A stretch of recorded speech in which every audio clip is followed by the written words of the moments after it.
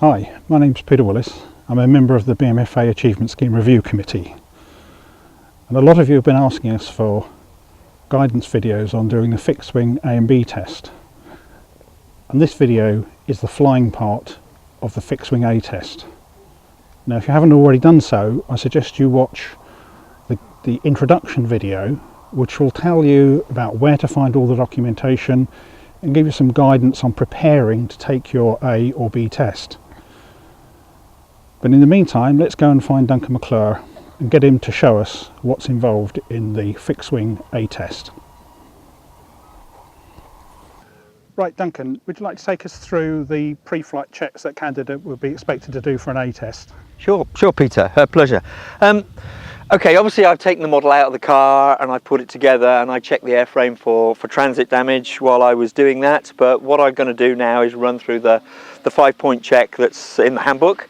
And the other thing I would suggest is that when you're doing this for your test is that you follow pretty much the same sort of technique with your examiner. So if you actually verbalise what you're checking and talk it through with the examiner, or talk to the examiner and tell him that, I think that's really useful.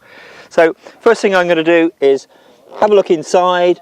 I can see the servos and all the linkages, so I'm just going to make sure that they're all nice and secure. I did this when I was putting it together, but I'll do it now for the benefit of the video. So I'm just making sure all the linkages and the servos and the receivers are all nice and secure and where it should be. I'm also checking that the wing bolts are tight. And while I'm checking the security of the wings, I'll look at the struts, make sure the pins are in and the R-clips to hold the pins in. Just once again, looking over for damage, any transit damage, nothing visible on the top surface of the wing, on the vertical surface of the tail, or the top surface of the stabilizer. I'll have a quick look underneath. No obvious signs of damage or creasing, particularly in the furs, or the stabilizer, and the other wing. So all good in terms of airframe security. What we're going to do now is I'm going to start at the front and work my way back. So first thing I'm doing, checking the condition of the propeller, making sure it's nice and secure on the motor, making sure there's no cracks or chips in the propeller. It's not something I've stuck back together. Obviously this is an electric model, so I'm making sure that it's the right sort of prop for an electric. Even more important the other way around, if this was an IC model, you need to make sure that you've not got an electric prop on it, because they're not generally rated for the sort of loads from an IC motor.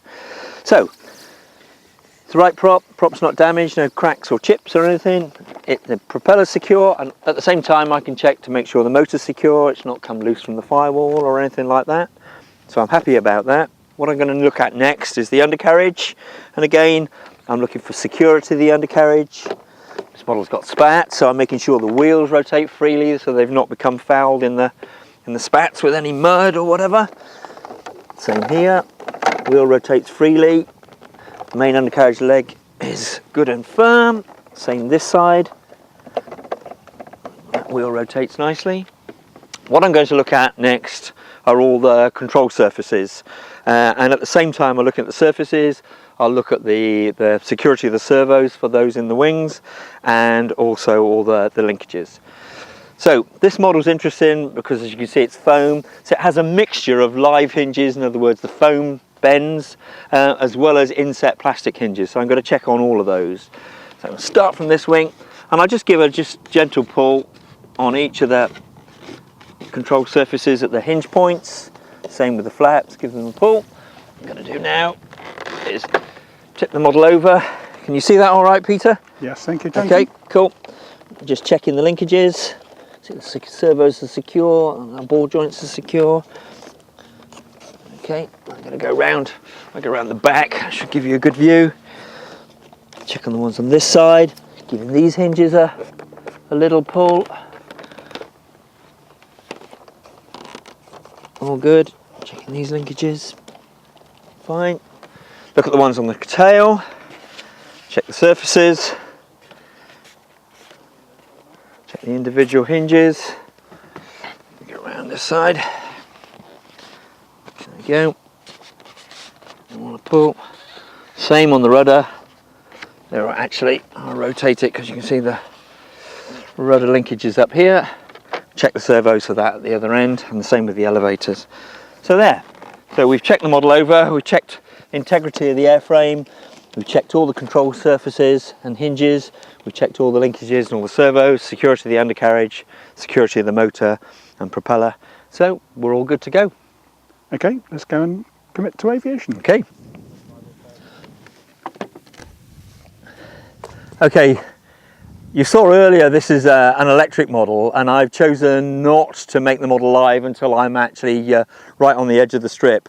So what I'm going to do is come round the back of the model so it's restrained by my physical presence, and I can do everything I need to do in terms of connecting up the model from behind. Before I do that, I just make sure I've got the correct model memory, I've got good transmitter battery, all the trims and rate switches are where I expect them to be, but I will check all of those things before I launch. But what I'm going to do now is just make the model live.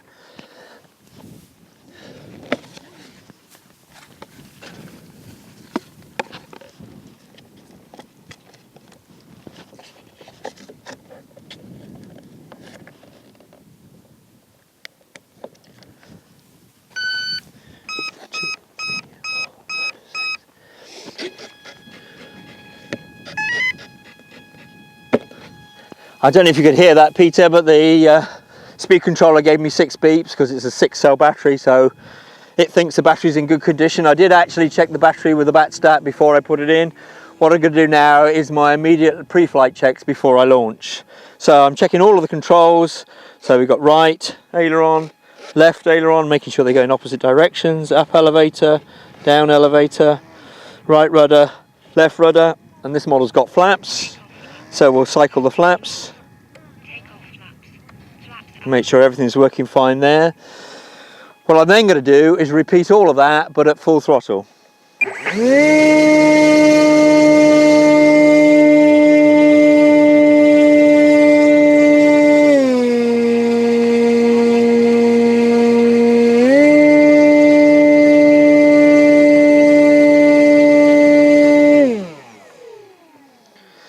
Okay, the other thing I'd like to demonstrate before I launch is also that the fail-safe's set correctly. So what I'm going to do, apply a small amount of throttle, switch off the transmitter, and make sure the model goes to idle, which it does. Okay, and I come back on. What I'm going to do is, because this is a Spectrum radio, I'm actually going to reboot the whole of the radio system. So I'm going to disconnect and start again.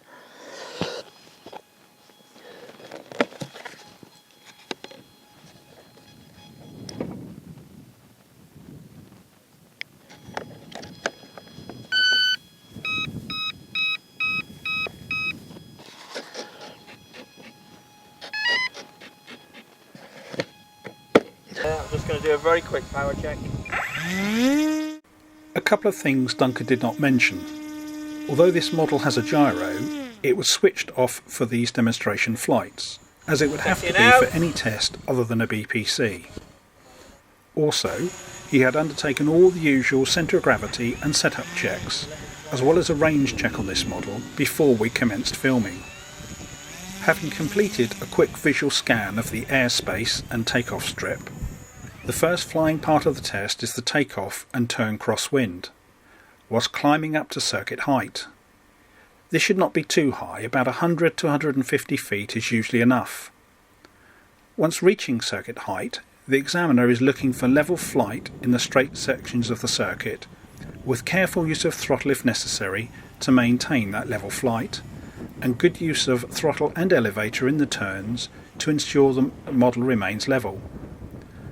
The manoeuvre is completed once the model passes back across the takeoff strip at the point you commence the takeoff run. The model should not normally need trimming, but if it does, the examiner would expect to see you complete this during this first circuit.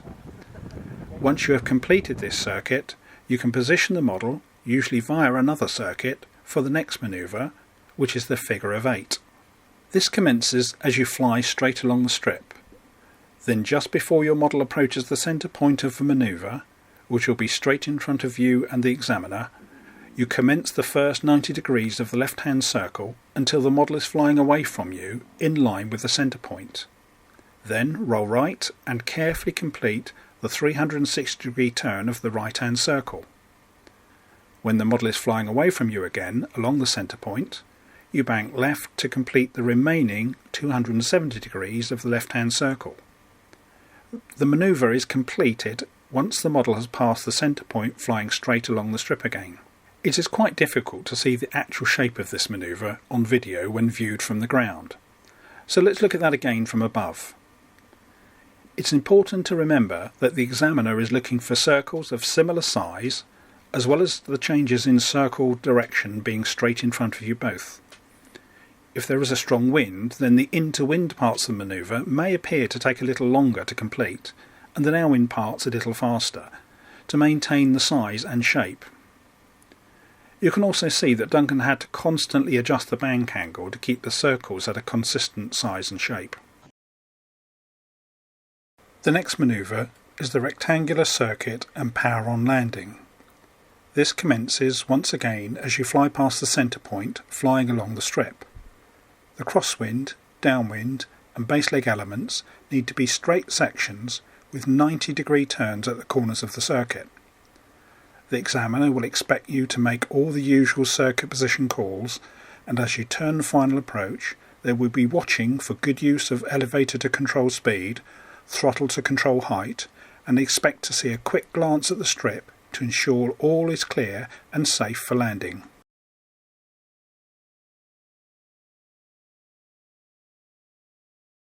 The examiner is looking for a fully controlled, well-positioned and safe landing. After your model has landed and come to a halt, the examiner will then ask you to taxi back round for another takeoff, which of course will be subject to any other flyer's requirements at the time. If there has been any concern about the model after the landing, it is okay to tell the examiner you would like to check the model over before letting it get airborne again. Don't forget to call takeoff before starting the takeoff roll and climb out into the circuit as before. Complete a full circuit, climbing up to and then maintaining level flight, and then overfly straight along the strip to complete this manoeuvre.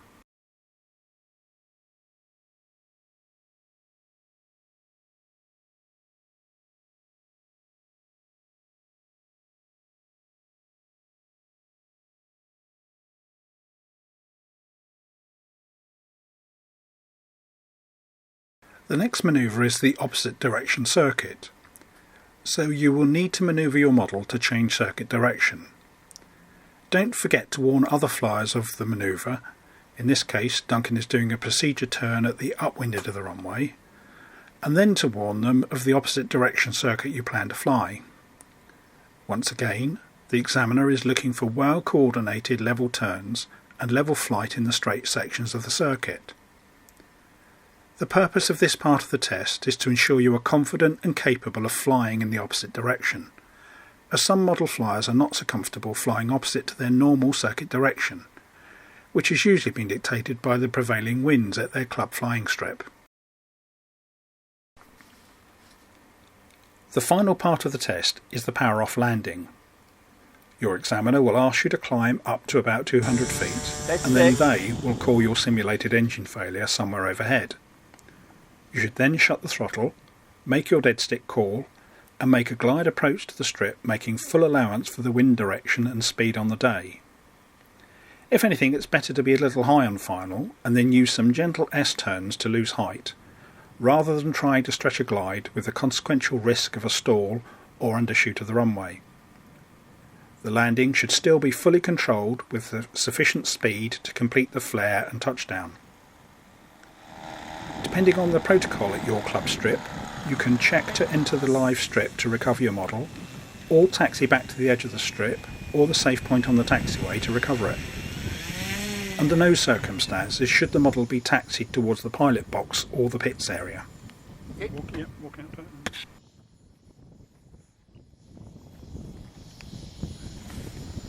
Whilst Duncan disconnects the battery and recovers the model, just remember you need to have brought with you your BMFA membership card and any documents that prove your legal operation of the model for the final part of the test, the questions and the paperwork.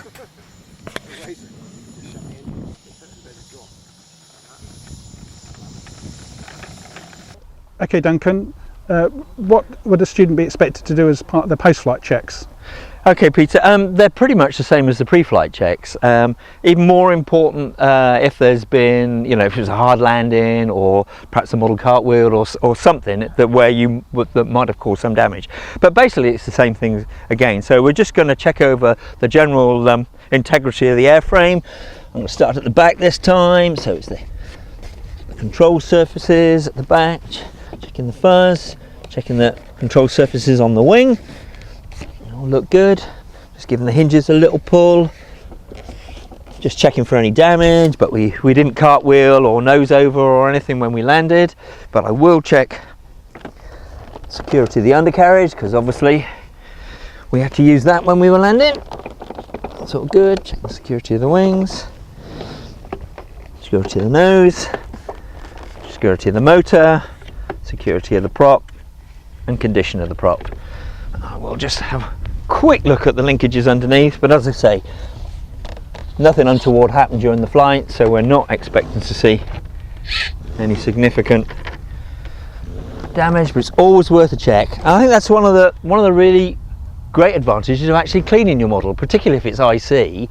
When you're actually going through the process of cleaning it, you don't realise, but you're actually automatically checking over, hopefully, all the main bits of the model. Okay. Great, thank you, Duncan. No probs. Happy there. Well, another successful and more importantly safe day's flying. If you found this video of some use, please let us know. We're trying our best to give you as much help and guidance as possible to encourage you to take your A or B test. You can contact us via the Facebook group for the Achievement Scheme, or via the Achievement Scheme website, which you can get to through the main BMFA site. So bye for now.